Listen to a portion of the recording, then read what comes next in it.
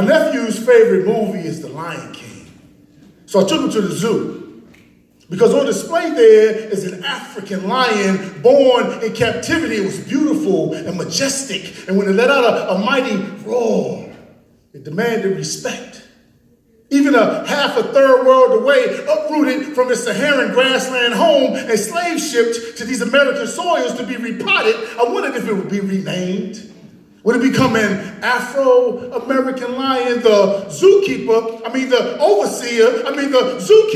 told my nephew that his birth name was actually Karabo, which means gift from God in Eastern Africa, but here, below the Mason-Dixon line, everyone just called it Bo, for short, as if God's gift wasn't good enough or nigga was already taken. I wondered if it even had a last name.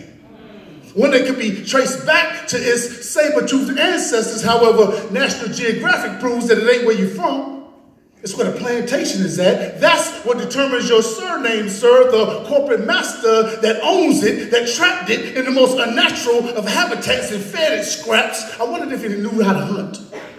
Could it provide for its family, or did it not have enough pride in its tribe?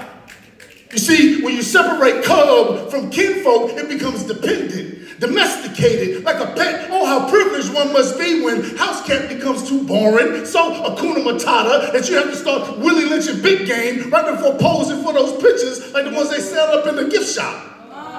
You would think that such a thing can happen in this society because that would just be inhumane.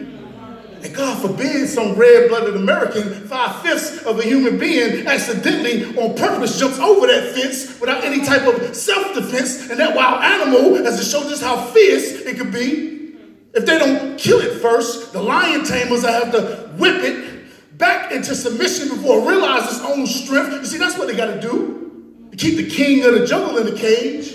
Break its spirit by taking away everything that it believes in, straighten its nappy mane to make it more mountain lion, teaching proper etiquette by putting more posture in its prow, more purr in its growl, to try to make it look more pretty.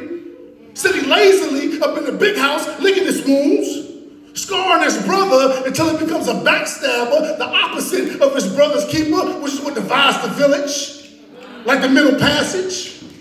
You see, you can take the lion out of Africa, but can you ever really take Africa out of anything?